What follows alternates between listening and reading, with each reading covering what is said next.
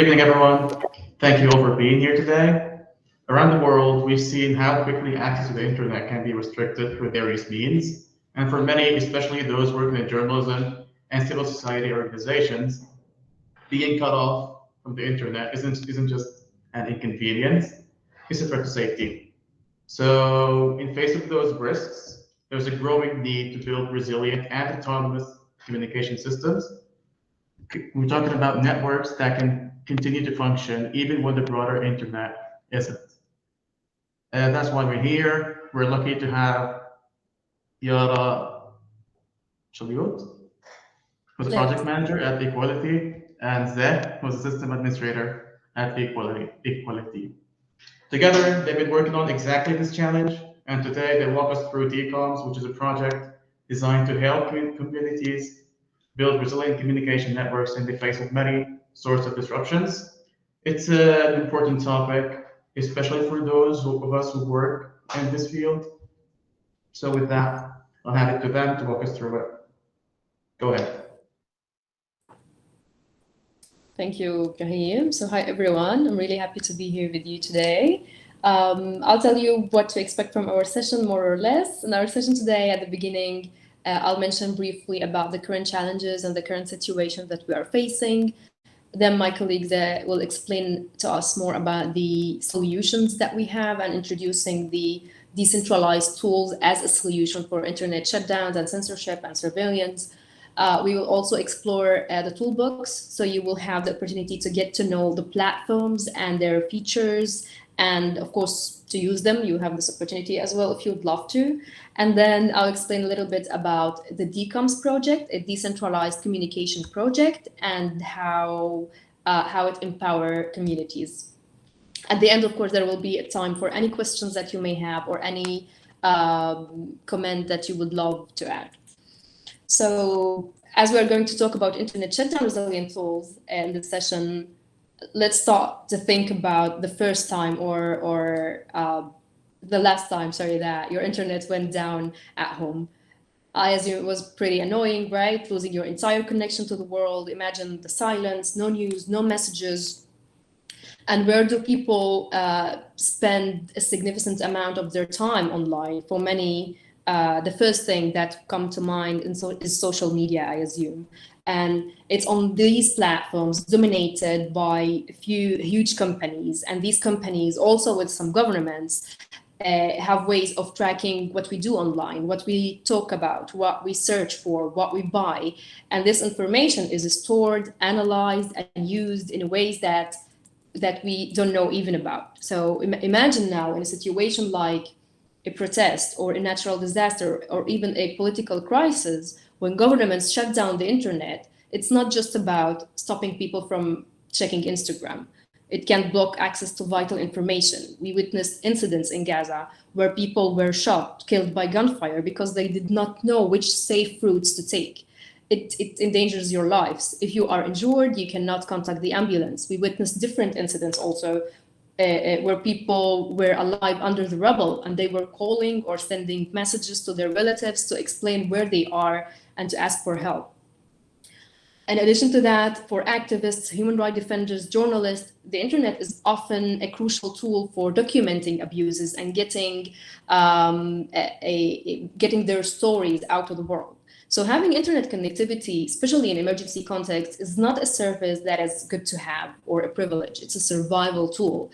And blockouts are a weapon of war. We can also see that this weapon used by different governments. For instance, it's not just only in the Middle East, in this region. We can also see it recently happened also in Kashmir. You can see that it's a systematic tactic. The shutdown followed intense clashes, reflecting the authorities' extreme measures to control information flow. So finding tools that are not just resilient to internet shutdowns, but also censorship and surveillance resistant is a great strategy to make the digital space decentralized, which means where the power isn't concentrated in the hands of a few corporations or governments. These alternatives, the alternative model that we will talk about in this session, aims to empower individuals and communities by giving them more control over their data, over their privacy, and how they connect with each other, And some of these tools that we will present today, also they are resilient to internet shutdown. So I'll move it now to my colleague Zé. He will explain more about the decentralized tools. And after that, I'll explain more about the dComms project. Zé, for you. Yeah, I think we lost Zé for some reason, so I think we're gonna have to wait for a couple of minutes till he comes back. Yeah, sure. Okay. If I had the opportunity, I would love to continue, but I'm not a tech person, so that will be horrible if I explain it. I'll leave Yeah, it to you. we're gonna have to wait, I guess. If you guys have any questions, feel free to drop them in the chat, by the way. We'll answer them in the end.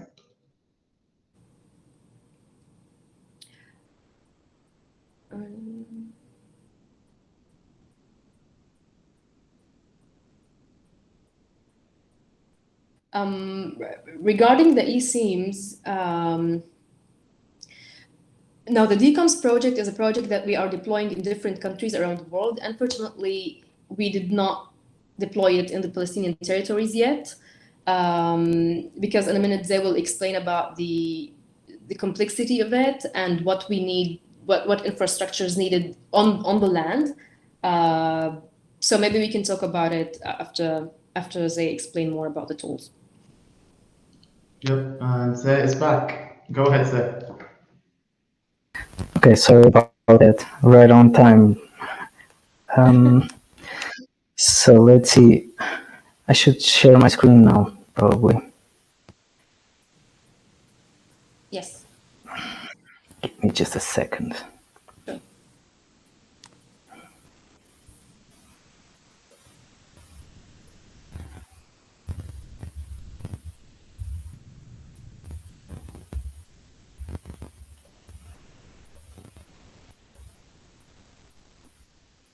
Do I need to speak more slowly? I think you can see now. Sorry. Yes. Okay, I think you already went through the first slide, so the introduction. I'm now going to talk about the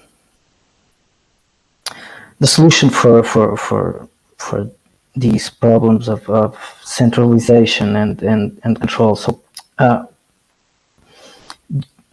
there are several. These set of problems has been known for a long time. So people have been trying to find ways to really decentralize the internet. So escape this situation of centralized platforms in which the big corporations control what we say, when we say, who we can communicate with, what we can publish. So all the problems about censorship and everything else. So people have been trying to build software to have our own tools to communicate and to publish content, and the best of these tools were always free and open source software, so that the people can control. Can run the tools whenever and however they want, and also they can control the code, can improve on the code, and can make sure that it's always going to be available. So this is all of these tools are free and open source software, and beyond this, we came to understand that we need to have it also as distributed software, so in which we have different instances instead of just one center, one big set of servers under the control of one entity. So it's a matter of distributing the infrastructure and also the power, the control over the infrastructure and the platform. So all the decisions, who can decide what can be said, what the public messages are, and so on. Instead of being under the control of one center, one corporation, it will be distributed through all the whole network of federated services. So we're talking about here about, to make this happen, we need open protocols. So this whole network needs to be talking the same language so that they can exchange messages between one another.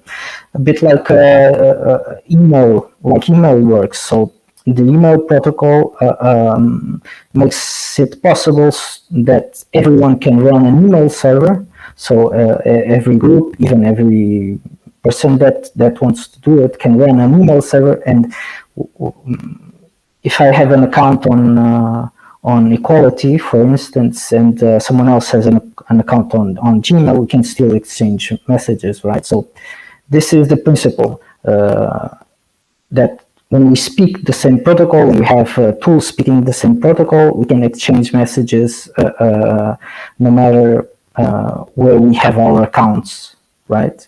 Our email accounts, our other accounts, whatever accounts. So come back a bit. When we talk about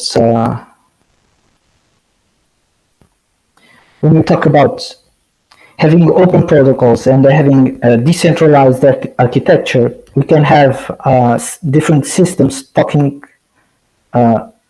with each other without having a central point of control, a choke point that can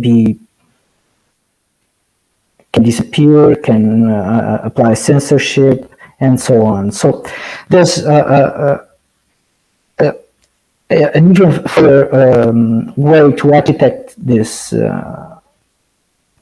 networks, which is peer-to-peer, which is to have the devices themselves, so the computers, the phones, communicate directly to each other. So in this peer-to-peer architecture, in some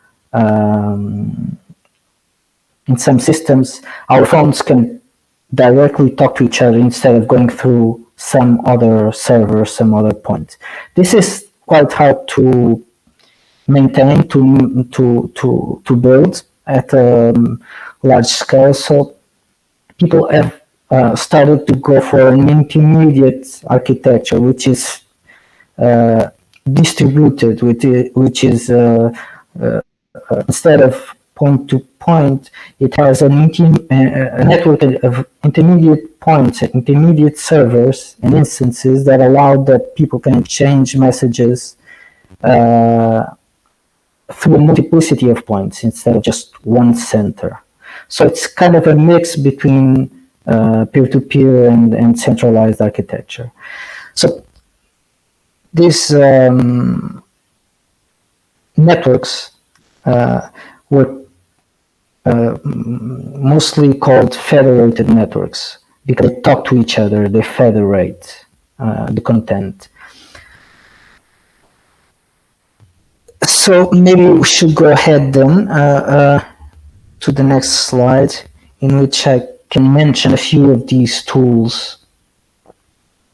Maybe we'll start with Mastodon. I think it's the most relevant for the audience here, since it's been mentioned on many other presentations and conversations that we have a big problem with censorship, with content blocking, with banning of accounts, and so on. So these are all problems of centralized instances in which corporations control the speech, whatever narrative can be evoked, and so on. Anything else gets sidelined. So Mastodon is a social network that federates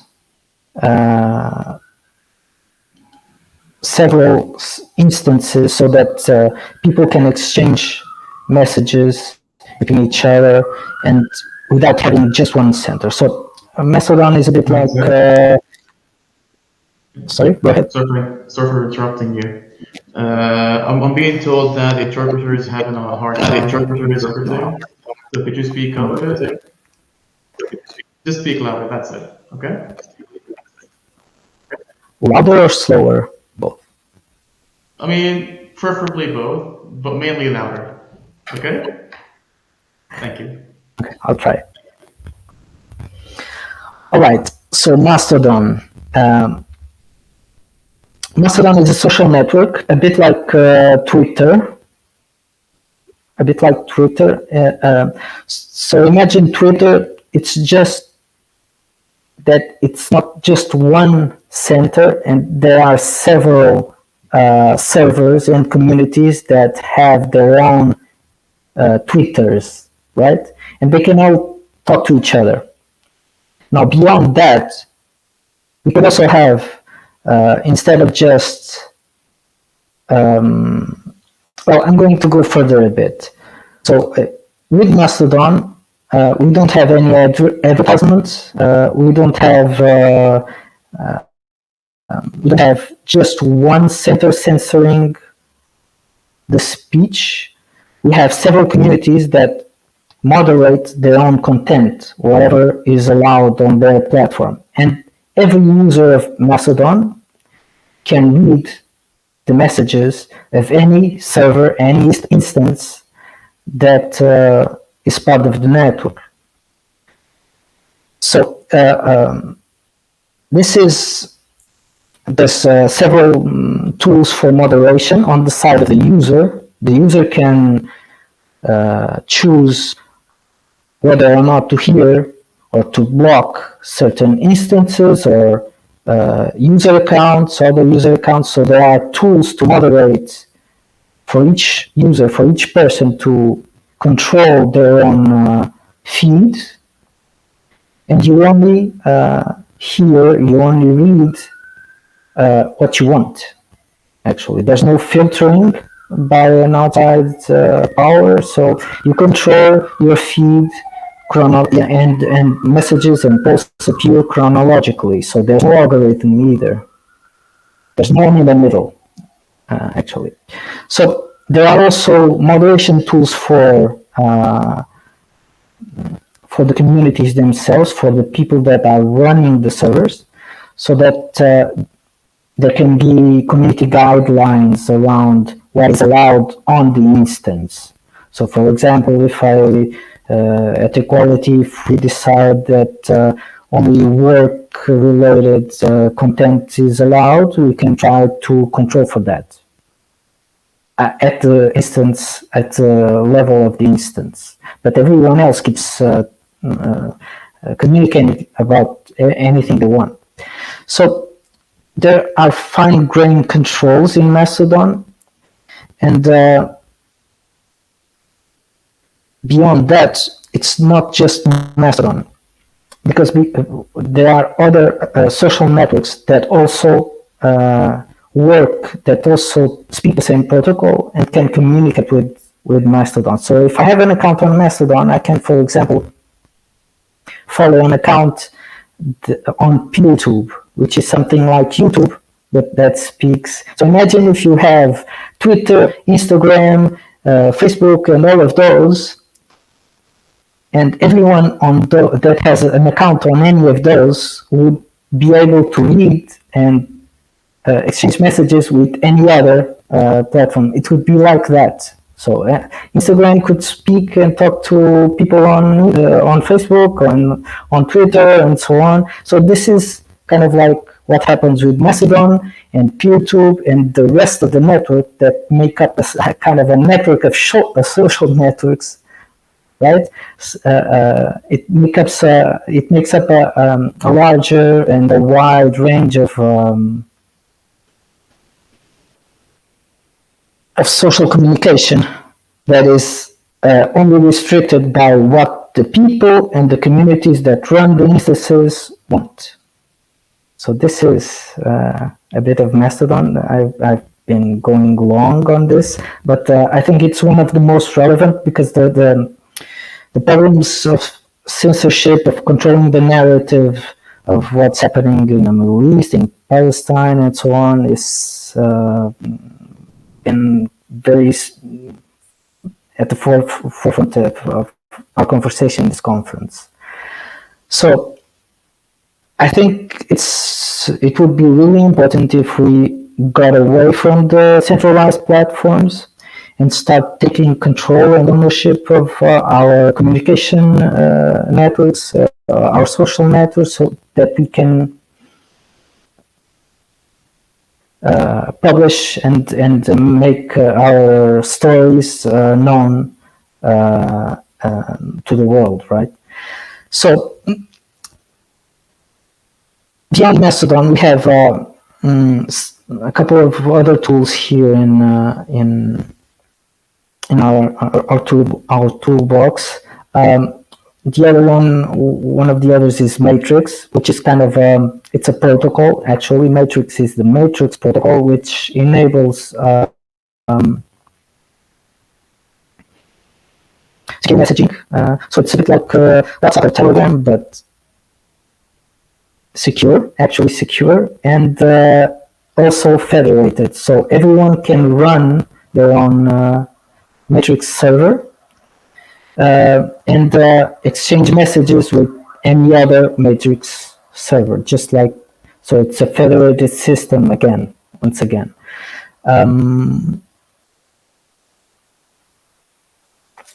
I also would encourage everyone. This is a tool for security, for secure messaging, and it also has some very good benefits when it comes to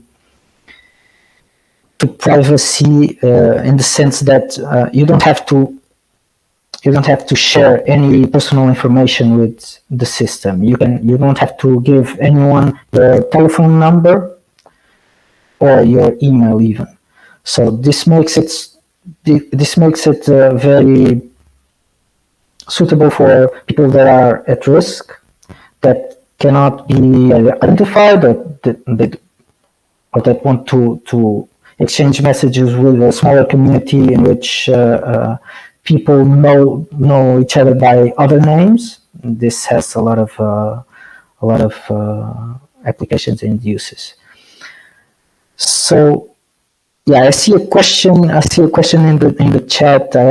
I can address briefly the Blue Sky thing, which is a corporate platform again for social networking. And just say briefly, maybe we can come back to this on the questions, but just to say briefly, it's again, it looks decentralized at the infrastructure level, but it's actually not. It's owned by a company. It has VC capital controlling it. So at the end of the day, it's another Twitter. It's not as decentralized as they say when it comes to power, to control over the network. There's no other Blue Sky servers that are not under the control of Blue Sky, the company, I mean. So, okay, Mastodon, we went through Mastodon, we talked about Matrix. The Sino browser is a bit different. It's a different kind of tool. It's a browser, a normal web browser based on Firefox. It runs on Android, and it works just like you'd expect a web browser to work, but Equality added some features, which is when users try to access content that is somehow unavailable, blocked, or the internet is spotty, or the internet service is bad, or the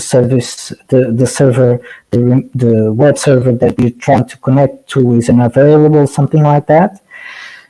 When everything is working, it works like a normal browser. When it's not working, for some of these reasons, it fetches the content, the website, from another device that is running the Sino browser. So if there's anyone on the local network, either via Bluetooth or the same Wi-Fi network, that has that content, that website, my device, my Sino browser would pick it up from someone else that has the same website that I'm looking for and requesting to. So it seems to me that it can be quite useful in situations where there's limited access and also blockages of websites. This is a different tool because it's not exactly federated. It's not a communication tool. It's kind of a way to access content, to access web content in difficult situations in which the internet is not generally available. So these were the tools. These were some of the tools that we selected at dComms to include in the project, in the package. At dComms, I'm going to do a better presentation now.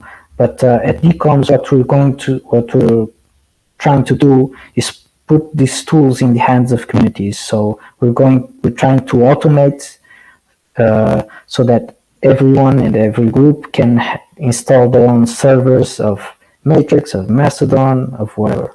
That's the point. Over to you, Yarana. Sure. Thank you, Zé.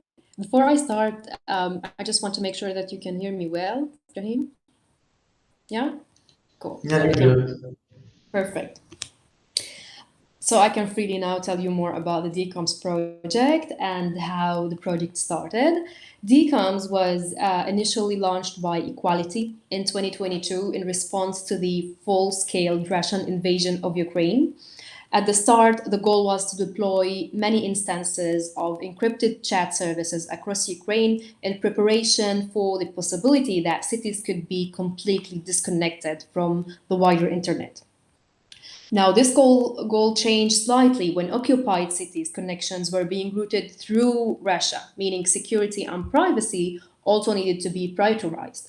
Additionally, rather than long-term disconnection, we saw only short-term cut-offs in cities where shelling hit the internet fiber optic cables. So our offering needed to support the users in these short-term spans. So we created the idea to have servers with some Fediverse services, like the tool that is represented now, Mastodon, Matrix, Delta Chat, and others, so people can maintain a minimum of connectivity to work locally. And the tools that we selected for dComms, they are not only decentralized, but also federated, which means when there will be a connectivity between two servers, then there can be an exchanges. So people started to use it because also not just because of the internet shutdowns, but also because it was an alternative to the major international platforms. And we decided to test it furthermore in different conditions. We were interested to know what convinced the people to migrate to the Fediverse tools, under what conditions the community would leave the mainstream digital tools and social media and to use the alternatives. So we created a research project where we will deploy these tools in 5 different countries, 5 different communities with different needs, and to see, did the community use these tools when they were looking for tools that are resilient to heavy censorship, or communities were facing internet shutdowns, or any other needs that they had. And because most of the time people ask for alternative, right? They say that there's no alternative. And as you saw today, there are alternatives, they exist. But the biggest challenge is how we make a mass migration. Because if only we or a small group of people use these platforms, if the journalists start using Delta Chat, but their family and their friends continue to use WhatsApp, then they will continue to use WhatsApp. So individual users using these platforms, of course, it's great, but the big challenge here is how to do a mass migration for a big number of the community for these tools. So hopefully after we finish our project, the dComms project, we will have research with clear indicators of what strategies work and how we can develop these strategies so you can convince people to move or to migrate to the alternative and to leave the mainstream social media that we know today. So why it's really important, or what's the advantages, or how this really empowers the community? There's different aspects that we can touch. First of all, one of the most significant aspects is the power of self-governance. On many centralized platforms like Instagram, TikTok, Facebook, and so on, communities can face frustrating and often a subjective, one-sided content moderation and policies. For instance, we might see instances where simply posting the word Hamas or Hezbollah or Gaza or other specific terms related to the region can lead the post to being flagged, banned, removed, and blocked, regardless of the context. So these policies often applied broadly and without any understanding of the local context. And this can stop important conversation, limit the sharing of needed information, and eventually, of course, to silence the community voices. Now, imagine a decentralized platform governed by the community itself. We could establish our own moderation policies, crafted by and for the people who understand the sensitivities and understand our situation, understand the local context. So we could decide how to foster respectful dialogue while ensuring that crucial terms and topics aren't banned, allowing for more authentic and meaningful engagement on issues that directly affect our lives. Now, this level of control ensures that our digital space truly serve the community's need, our needs, rather than being subject to the often blunt and sensitive instruments of the centralized content moderation. Now, in addition to that, many decentralized technologies open up the possibility of community-owned infrastructure. Instead of relying on servers owned by and controlled by a single entity, single company, or by even influenced by governments, groups can run their own instances or nodes. In this way, we will have the ability to host our own servers. This is not only provides greater control over our content and how it's managed, but it also allows this foster greater transparency and accountability as we are owning our infrastructure, right? And in a place like the West Bank, where control over infrastructure can be limited, this kind of community ownership can be especially important. It allows people to build their own essential online connection for sharing information, education, even local businesses, without always relying on outside companies. And this leads to increased resilience and autonomy, right? When a community controls its own digital infrastructure, it has much more independence from central authorities' choices or rules. If one part of the broader decentralized network faces issues or censorship, the community's own instance can continue to function, ensuring their vital communication channels remain open. Now, this fosters a more sustainable and independent digital presence, allowing communities to communicate, to organize, to thrive online on their own terms without fear of sudden shutdowns or changes in policies made by others, by some governments or by the companies themselves. That was mainly about the project, the dComms project, and how it's affecting communities. I hope that in this short session, we succeed to provide you with a broad picture about the decentralized tools as a solution and about the dComms project. As I mentioned before, we did not deploy dComms yet in the Palestinian territories because we need infrastructure in the West Bank. So, and especially also in Gaza, we need the infrastructure and to be managed and to be controlled by the local community and not by the big companies, and definitely not by the Israeli government. So that's a big challenge that we face in the Palestinian territories. I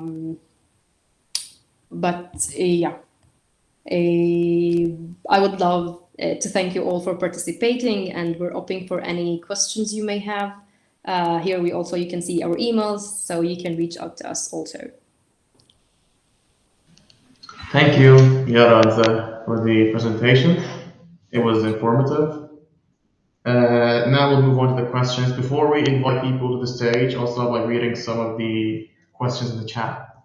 So let's start with Carol's question. She asks, how vulnerable are tools like Mastodon to government crackdowns in a way that forces these tools to enforce general guidelines for the entire user base? Can it be cracked down on?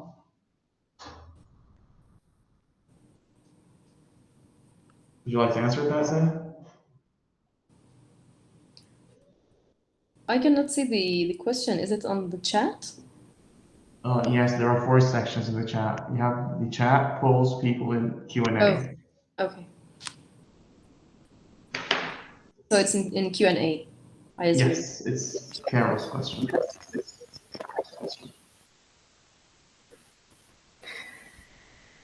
Would you like to go, Nana? So the question is about how vulnerable is Mastodon to government shutdowns and blockage, right? So I'd say it's vulnerable, just like any other service, internet service. It can be cut off at multiple points. But the advantage, the very large advantage, is that there are many servers, right? So there are a bunch of Mastodon servers. So how is will the government try to shut down all of them? Only a few of them. People can move from server to server. Actually, they can transport their account with all their followers and their data to another server. So this is possible. So there's a lot of flexibility in the system. It will be a lot harder for governments, for central authorities to crack down on Mastodon servers, because there are a lot of them. There are many of them. So they can try, but I'm sure people would start to even put up new servers if that would happen. So to answer, yes, of course, governments can block servers on the internet in a lot of ways, but still there are a lot of servers, and there can be even more. Yeah, so I think in short, what you just said is the decentralized nature of Mastodon makes it kind of resilient, maybe resistant to governmental crackdowns. Because if they take down a server, 2 more will open. It's like a cat and mouse thing. Okay. Next question from Linda. She says, me being from Chicago, USA, does it matter for my Palestinian friends' safety whether they use Signal or Facebook Messenger?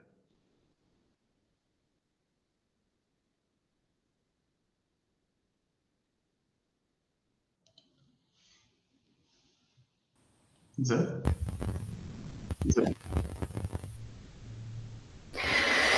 I'm not sure.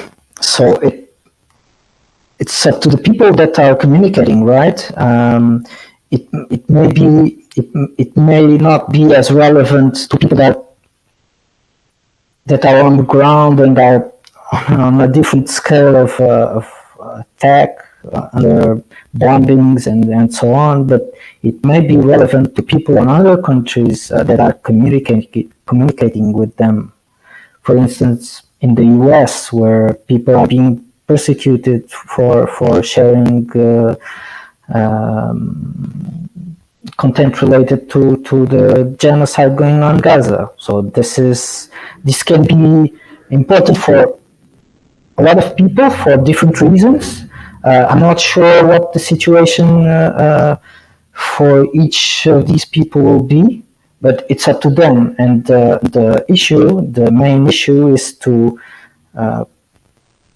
get the power to decide what happens with their communication and the way they communicate, and if it's private or not, that's each person's decisions, right? So this is the main thing, that each one can decide on what their acceptable level of risk is, what their security situation is, and make decisions based on that. So these tools try to provide that flexibility. That's the point. Okay, I know I addressed this one in the presentation briefly. What about Bridgify or Blue Sky? Would you like to further on the answer? Would you like to give like a longer answer, a more elaborate answer? Or do you think that was enough?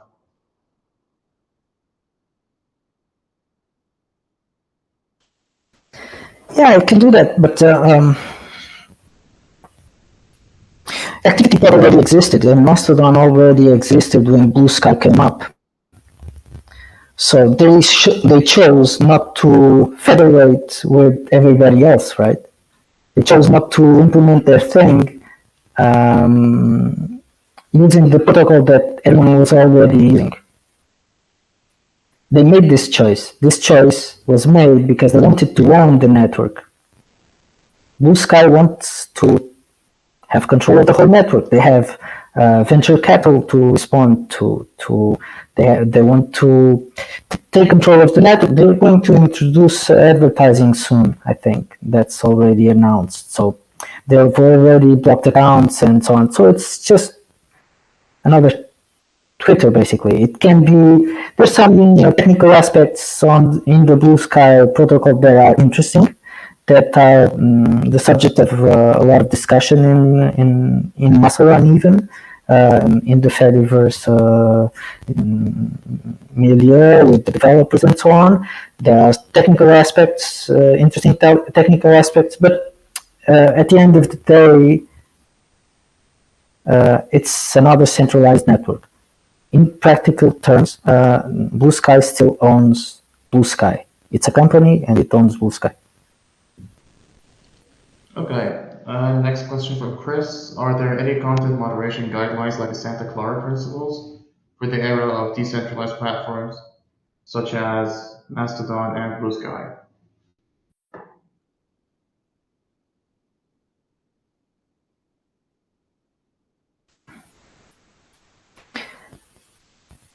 Sorry, if you want to go, just say so.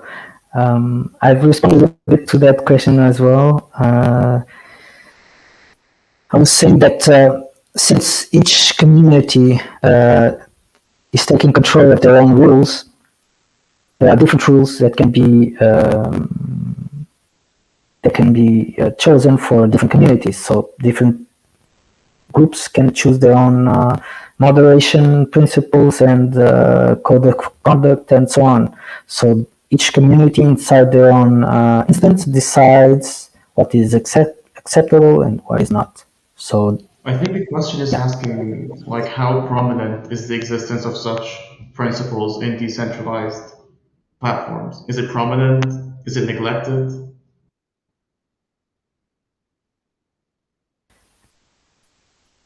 it's a very active discussion.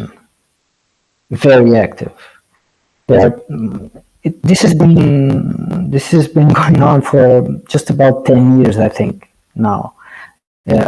These kind of tools, federated tools around social networks have been growing up and developing for some time, and communities have been in high discussions about which principles to adopt since then.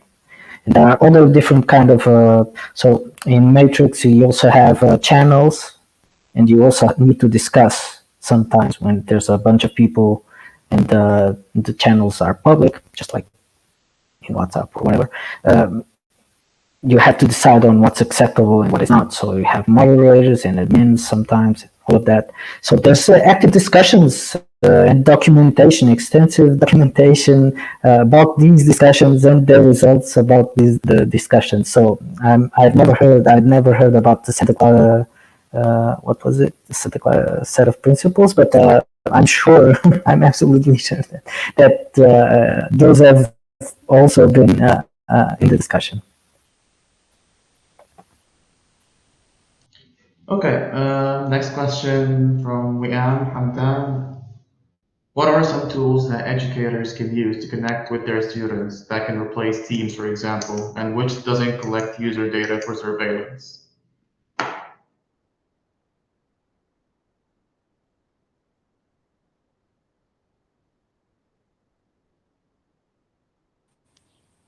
Where you can see this question, sorry. Say again? What was the question, Jan? I was also trying to find the question, to read the question. Do you want me to read it again? Please. Okay. The question says, what are some tools that educators can use to connect with their students that can replace Teams, for example, and which does not collect user data for surveillance?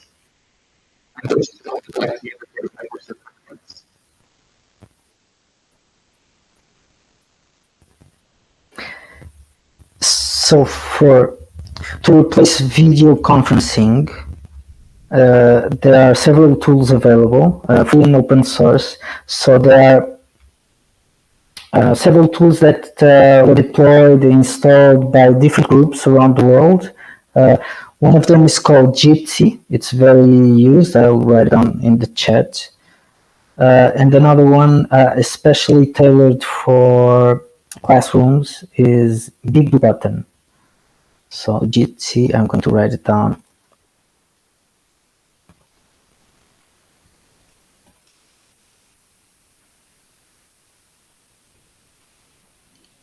Okay, I think I'll have a new question. Oh, Discord versus Mastodon. Is Discord federated?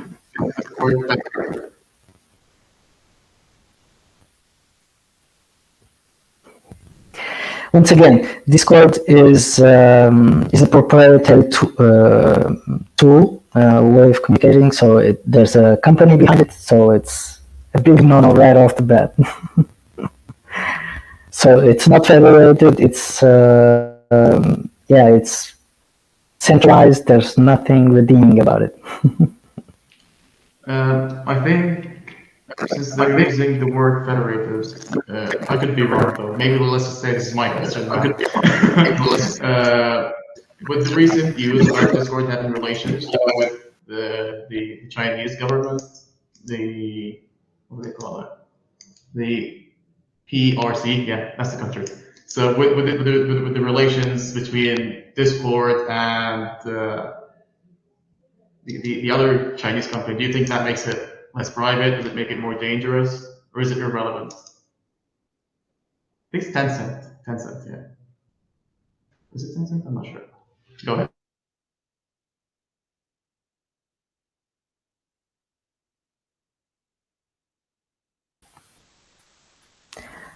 I'm sorry, I couldn't understand the question. There's a lot more noise now in my line. I'm sorry about that. But you were asking about the use of the word Fediverse. Was that it? Federated. I think they're referring to the relationship between Discord and Tencent, the Chinese giant. Does this make it less dangerous? Does it make it more dangerous? What's your take?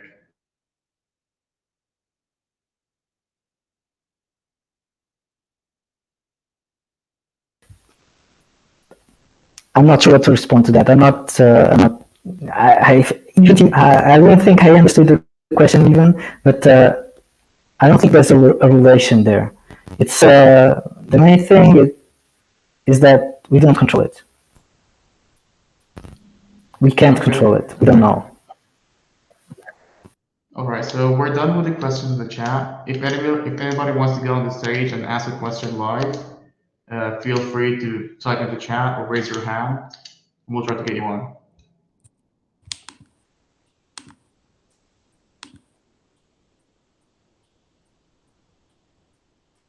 Just someone asked about resources for fighting what's going on in Kashmir in terms of internet shutdowns. So I will share on the chat some links for resources that you can check. Thank you, Yara. And I do not see. Oh, there we go. Well, yeah, I didn't know that after I click this button, I will go straight to the stage. Hello, everybody. My name is Leonid, and I have a question to you about the, let's say, positioning of dComms. Is it, for now, is it more about self-governance of the or more about censorship resilience? Because, if you own the infrastructure, you have like some benefits, but not necessarily it will be censorship resilient or surveillance resilient. So how do you see it?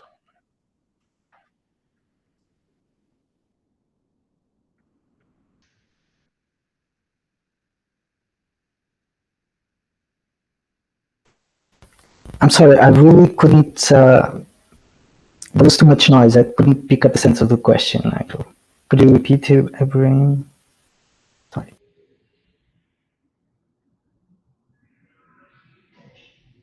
Yeah, go ahead, Leonard. That works.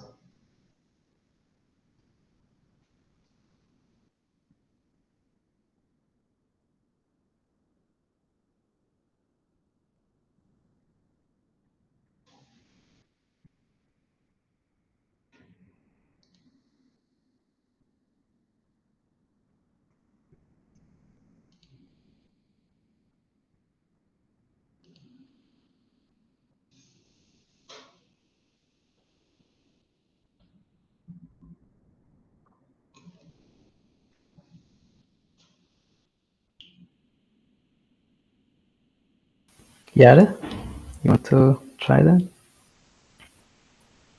Okay, I'll read it. Is dComms more about self-governance of the infrastructure or more about censorship resilience? How do you see it? I don't know if you agree with me, Zay, but I think it's both. Like we do work on that the local communities, that the local partners own the infrastructure and they like do their self-governance over it. And at the same time, we do provide the tools that can provide them with censorship and surveillance resilient tools. So I would say both. It's a combination of both. But yeah, I don't know if Zay, you agree with how I see it. No, totally. I don't see any. It's the same picture, like it says in the meme, right? It's the same picture. Self-governance of the infrastructure is the same thing as censorship resilience. It's, yeah. So I guess it's both, Leonard. If anybody else wants to get on the stage, I guess feel free to just barge in. There's a button, a blue button, top right corner. Any more questions?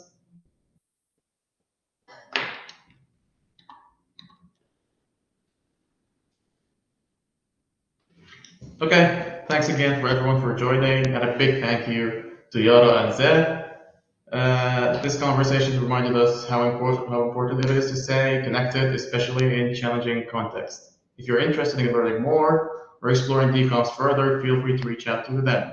Take care, and we hope to see you again soon. Bye-bye. Thank you, Ibrahim. Thank you, everyone. Thank you.